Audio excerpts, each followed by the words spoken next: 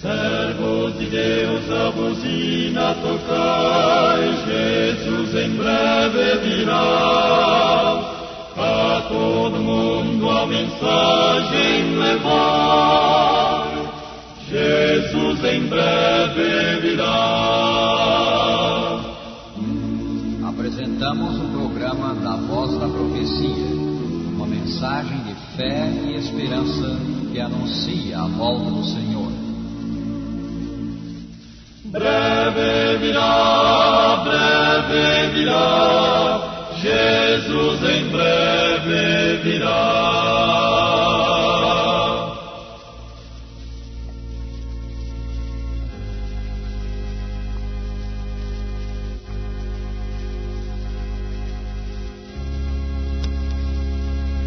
Jesus, amoroso e fiel Salvador, tão maravilhoso pra mim.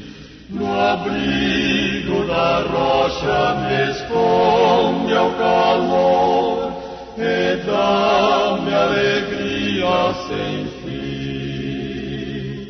No abrigo da rocha me esconde ao calor, em árida terra de sol. Oculta minha alma em seu plácido amor e cobre-me com sua mão. Sim, cobre-me com sua mão. E ao fim, quando em glória eu feliz ressurgir e por meu Jesus abraçar, delícias perenes eu hei de fruir nos coros sublimes sem par. No abrigo da rocha me esconde ao calor, em árida terra de sol.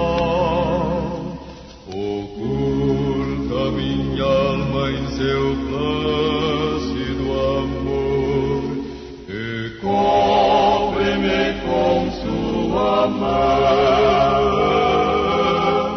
Sim, cobre-me com sua mão.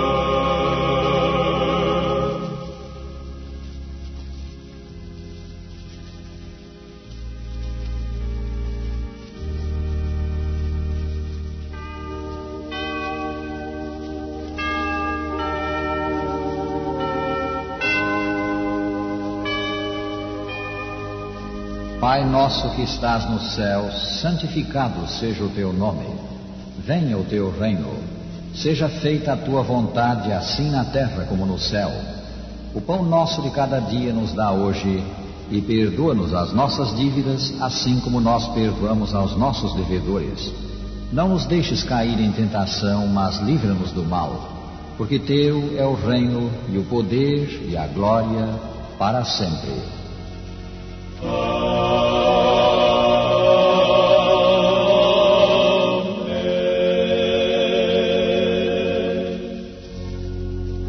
A morte de Jesus em benefício do homem é o mais admirável e tocante acontecimento da história. Ela revelou de modo inequívoco o amor de Deus para com o pecador e significa ver o céu feito o máximo do que lhe cabia fazer para a salvação do homem. De cruz se erigiu, dela ao dia fugiu, como emblema de vergonha e dor. Mas eu amo essa cruz, porque nela Jesus deu a vida por mim, pecador. Sim, eu amo a mensagem da cruz, de cruz,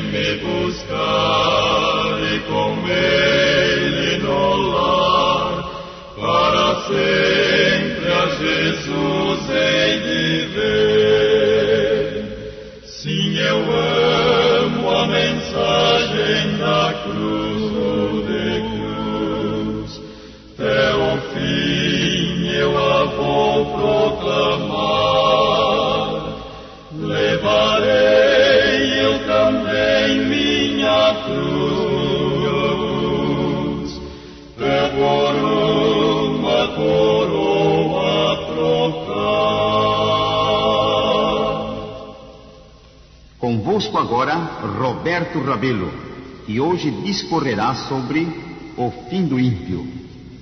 Há na ordem das coisas uma lei segundo a qual o que semeamos colhemos. São Paulo diz, de Deus não se zomba, pois aquilo que o homem semear, isso também ceifará. Gálatas 6, versículo 7. Se semeamos milho, colhemos milho e não arroz. Se semeamos joio, colhemos joio e não trigo. Esse princípio aplica-se também ao domínio espiritual. Os que semeiam pecado colherão o fruto do pecado, a morte. O mesmo apóstolo diz, porque se viverdes segundo a carne, caminhais para a morte. Mas se pelo Espírito mortificardes os feitos do corpo, certamente vivereis. Romanos 8, versículo 13. A presente vida é a semeadura, e o dia do juízo é a colheita. Se bem que em parte colhemos os frutos da semeadura já nesta vida, é no dia final, no dia de Deus, que a plena colheita será alcançada.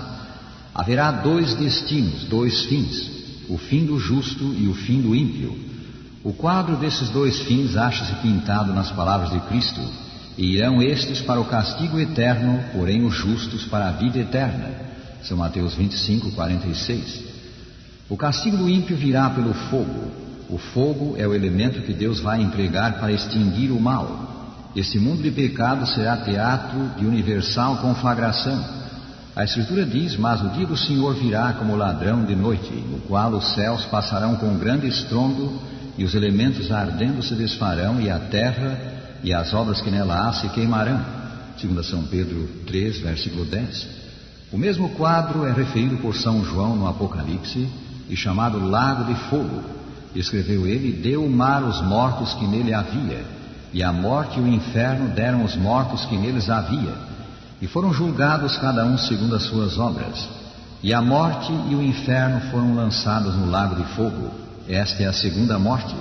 E aquele que não foi achado escrito no livro da vida, foi lançado no lago de fogo. Apocalipse 20, versículos 3 a 15.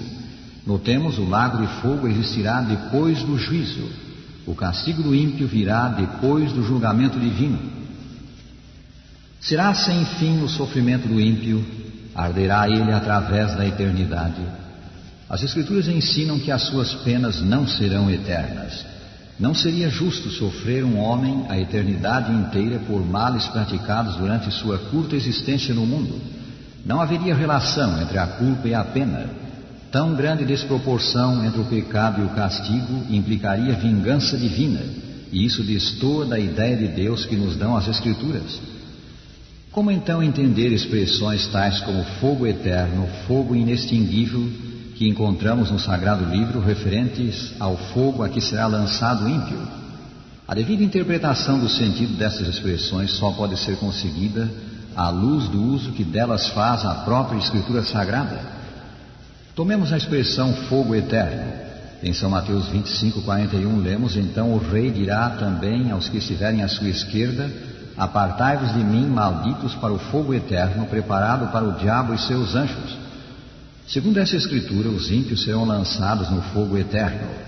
Arderá para sempre o fogo eterno? Em São Judas 7 lemos, assim Sodoma, Gomorra e as cidades vizinhas, tendo se prostituído como aqueles de que acabo de falar, e seguindo após de outra carne, foram postas como exemplo, sofrendo a pena do fogo eterno. Notemos, Sodoma e Gomorra sofreram a pena do fogo eterno. Foram totalmente destruídas, mas não continuaram queimando. Com efeito, alguns sábios creem que o sítio delas está hoje coberto pelo Mar Morto. Quanto ao fogo inextinguível, lemos em São Marcos 9, se a tua mão te faz tropeçar, corta-a. Pois é melhor entrares maneta na vida do que, tendo as duas mãos, ires para o inferno, para o fogo inextinguível. Versículo 43. Um exemplo do uso desta expressão, fogo inextinguível, temos em Jeremias 17, onde lemos, acenderei fogo nas suas portas, o qual consumirá os palácios de Jerusalém, e não se apagará. Versículo 27. Essa declaração de Deus por meio do profeta Jeremias cumpriu-se ao ser a cidade de Jerusalém tomada e incendiada pelos babilônios em 586 a.C. Nessa ocasião foi também destruído o majestoso templo de Salomão, 2 Crônicas 36, 19 a 21. Jerusalém foi queimada com fogo inextinguível, fogo que não se apaga, mas como todos sabemos, ela não está ardendo hoje. Outra expressão que parece indicar tormento sem fim é a que encontramos em Apocalipse 20. E o diabo que os enganava foi lançado no lago de fogo e enxofre, onde está a besta e o falso profeta, e de dia e de noite serão atormentados para todo sempre. Versículo 10. Quão longo é para sempre na acepção em que as Escrituras empregam esta expressão quando tratam de seres humanos, seres mortais? Notemos estes exemplos. Então o seu Senhor o levará aos juízes e o fará chegar à porta ou à ombreira, e o seu Senhor lhe furará a orelha com uma sovela, e ele o servirá para sempre. Êxodo 21, versículo 6. O escravo devia servir seu Senhor para sempre. É evidente que para sempre aqui significa enquanto vivesse. Escrevendo a Filemón sobre o servo deste, Onésimo, que fugira de seu senhor, mas tornando-se cristão, decidiu voltar ao amo, São Paulo diz: pois acredito que ele veio a ser afastado de ti temporariamente, a fim de que o possuísses para sempre. Filemón 15. Também aqui o sentido de para sempre é o tempo da duração de uma vida humana. No Novo Testamento, a palavra eterno e a expressão para sempre vem do substantivo grego aion ou do adjetivo aionios. Autoridades na língua grega afirmam que essas palavras em geral têm o sentido de duração de uma vida. No seu monumental vocabulário do Testamento grego, os sábios J.H. Moulton e George Milligan, resumindo as evidências quanto ao uso da palavra aionios no primeiro século da era cristã, declaram: em geral, a palavra descreve aquilo cujo horizonte não está à vista, encontre-se ele a uma infinita distância, ou não mais afastado que o lapso da vida de um César. Por sua vez, o arcebispo Trench, na sua autorizada obra Sinônimos do Novo Testamento, afirma quanto à palavra aion: no seu sentido original, ela significa tempo curto ou longo, em sua contínua duração. Frequentemente, no grego clássico, a duração de uma vida. Como vemos, mestres da língua grega confirmam o sentido que as Escrituras dão à palavra eterno e à expressão para sempre. O castigo do pecado, segundo as Escrituras, é a morte, não o suplício sem fim. O salário do pecado é a morte, Romanos 6, 23. A alma que pecar, essa morrerá, Ezequiel 18, 4. O castigo final é chamado a segunda morte, Apocalipse 20, versículos 14 e 15. As Escrituras não deixam dúvida quanto à recompensa do ímpio, que ela envolverá sofrimento. Ela será suficientemente terrível para com todo o esforço ser evitada. Horrível coisa lemos é cair nas mãos do Deus vivo com o pecador não arrependido. Não sabemos quanto tempo vai sofrer o ímpio, mas podemos dizer que não sofrerá para sempre. O seu fim será a morte, a segunda morte, a morte da qual não haverá ressurreição. E morrer é cessar de viver. A Escritura diz: os ímpios, no entanto, perecerão, e os inimigos do Senhor serão como o viço das pastagens, serão aniquilados e se desfarão em fumaça. Salmo 37, versículo 20. Deus terá um universo limpo. O pecado e o pecador terão o seu fim no lago de fogo. Rejeitando a graça que Deus lhe oferece, a salvação do pecado, o ímpio torna a sua destruição não só uma necessidade, mas também um ato de misericórdia. Ele não teria prazer na atmosfera do céu. Eis aí um homem dissoluto, de linguagem obscena e costumes repreensíveis. Ponde-o no meio de homens de bem, de linguagem sã e procedimento limpo. Ele se sentirá mal e não tardará em buscar outro ambiente.